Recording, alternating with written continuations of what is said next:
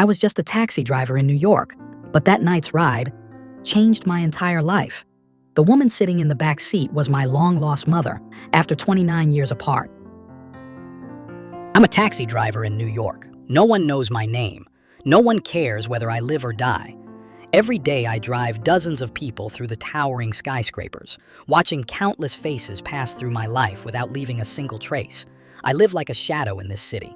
Until one day I picked up a passenger and realized I had just driven my own mother home. She sat in the back seat wearing a beige fur coat, her silver hair elegant, as if she had stepped straight out of a magazine.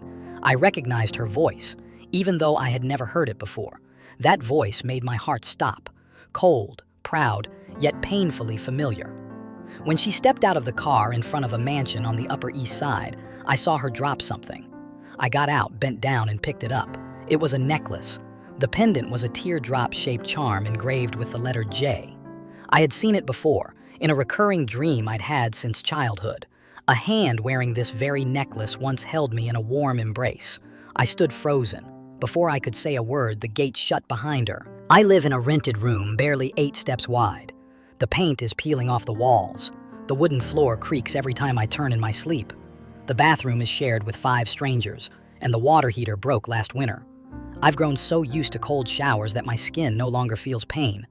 Only numbness. Just like my life, no feeling left except mere existence. I eat instant noodles boiled in an electric kettle. On days with more passengers, I treat myself to an egg. On slow days, I drink water and sleep early. Every month, rent, car insurance, gas, slowly drain the few dollars left in my nearly empty account. I still haven't paid off the car repair debt from 3 months ago. I don't have a credit card, I don't have health insurance. I don't have anyone to call when the fever keeps me up at night. I have no one.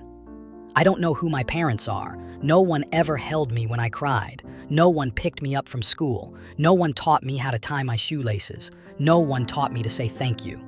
Everything I know I learned on my own, from the streets, from strangers passing through my life like fleeting winds. I've been a waiter, a porter, a car washer, a babysitter. I've done everything to survive, but never enough to live like a man of value. I am a shadow, a name printed on bureaucratic papers. James, a string of syllables, a file number. A man no one looks for, no one remembers, no one needs.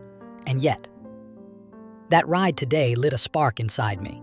I don't know why, but I want to believe that maybe, just once, I'm not an accident.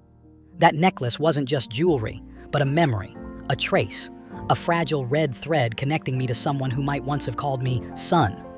I've had nothing for 29 years. If I'm wrong, I'll keep living this way. But if I'm right, just once I want to know what it feels like to belong to someone, to somewhere.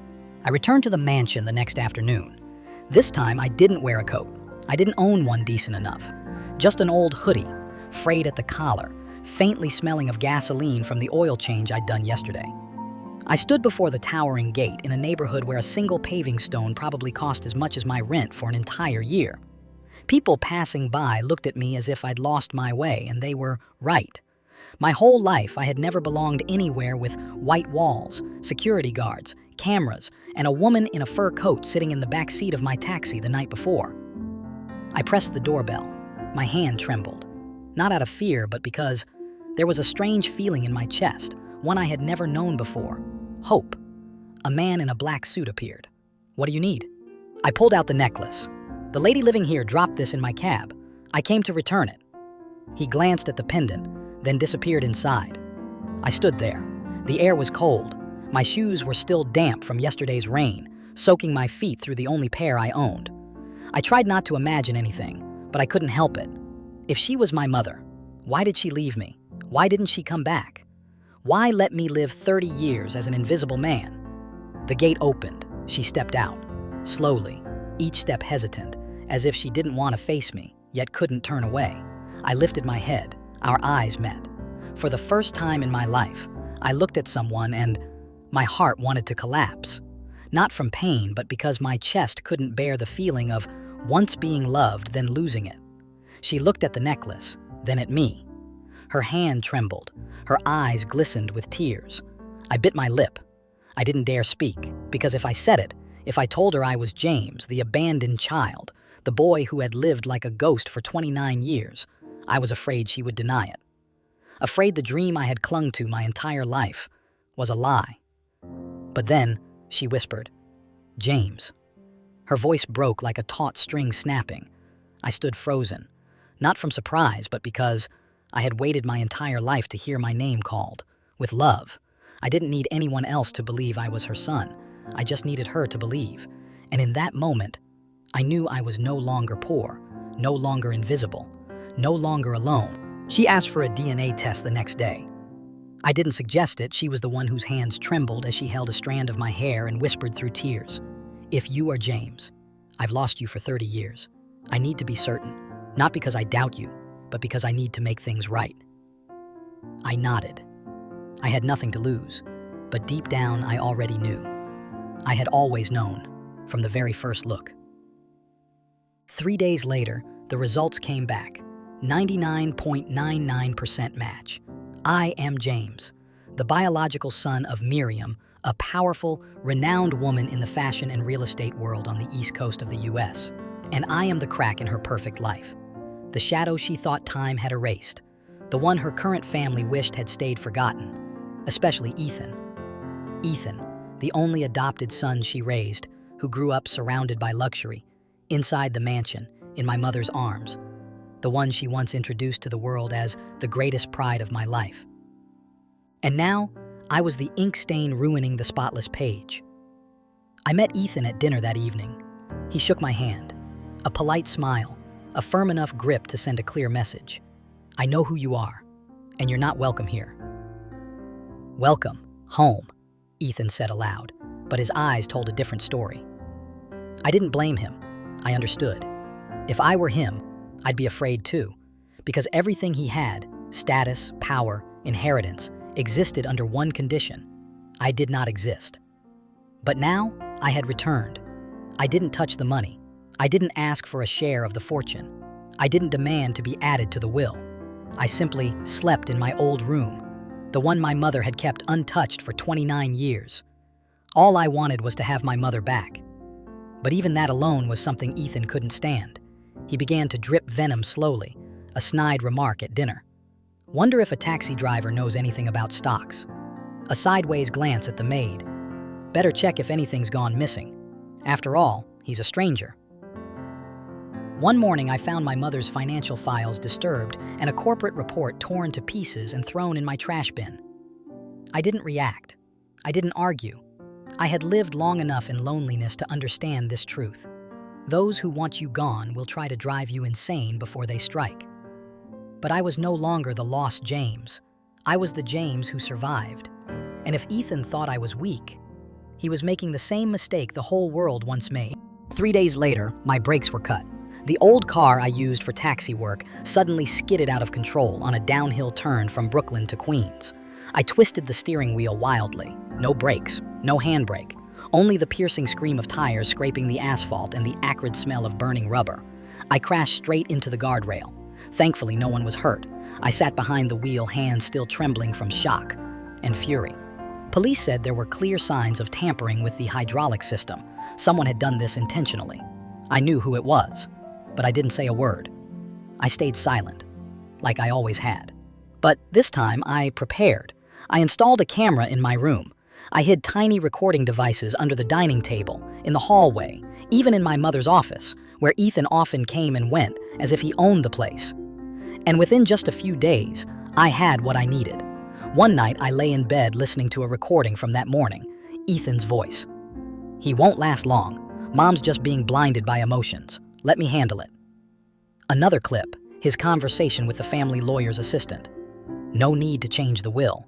James has no financial record, no income, no tax history. There's no way Mom would leave anything to some penniless nobody." I laughed, not a happy laugh. The kind of laugh from someone who's been looked down on for so long that pain has turned into fuel. A week later, I volunteered to reorganize my mother's personal financial documents.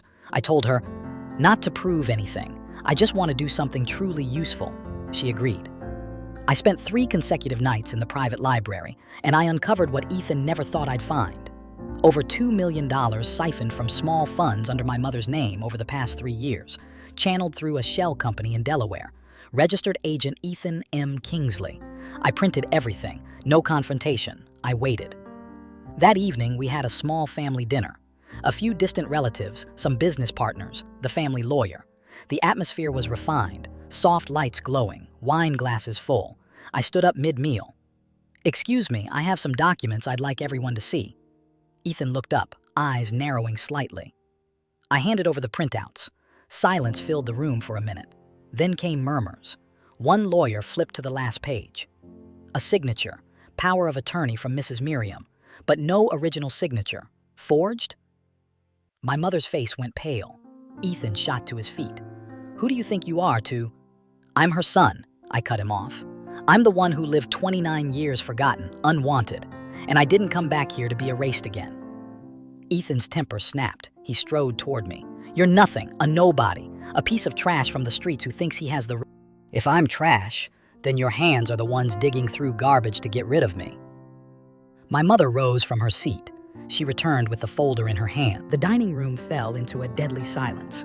Every pair of eyes turned to Miriam, the powerful woman now standing between two sons, clutching the folder with trembling hands as if unable to believe the cold numbers staring back at her. She flipped through the pages. Her eyes were bloodshot, her lips pressed tight, like she was tasting a pain of her own making. Ethan stood there, trying to keep his voice steady. "Mom, this can be explained. You know me? I've never done anything to hurt you." "Never hurt me?" She lifted her head, eyes blazing. "What about withdrawing funds from my reserves for 3 years without a word? Forging my signature on a power of attorney? And James's car brakes?" Her voice broke on the last words. Ethan stepped back half a pace. "He's making it up. I never touched his car." "Really?" I said coldly. "I have a copy of the police technical report, footage from the front gate showing you leaving the garage with a toolbox, and a recording." I played the small device hidden in my jacket pocket, right there in the room. Ethan's voice filled the silence. "Let me handle it. He won't last long. If you're feeling conflicted, I can make him disappear and no one will ask questions." My mother staggered as if slapped. The maid rushed to support her. Her lips trembled. "Ethan, why would you do this?" Ethan shouted, "Because you let him come back. Because I've been here my whole life, and he vanished for 30 years only to show up and take everything. Because I can't accept it. And you chose sabotage, attempted murder, embezzlement?" She stepped back, pulling out her phone. "Get out of my house, right now, or I'll call the police." "No, Mom, you can't. Get out of my house, Ethan." Her voice was a command that shattered a rotten empire from within. Ethan stumbled out of the dining room. I didn't look after him. I didn't feel triumphant. I didn't win. I just stood there in my wrinkled shirt, with scars still on my face from the brake-cutting crash, and oil stains on my hands from fixing my cab every week. I didn't look like an heir. I didn't need to. Because for the first time in my life, I no longer needed to beg for a place. I already had one. My mother came to me, holding my hand. "Do you hate me?" she whispered. I looked up at her, and in her eyes, there was no trace of the cold, powerful businesswoman, only a mother afraid of losing her child again. I shook my head. "Number, I just wanted to be called your son. Once, and today, you did."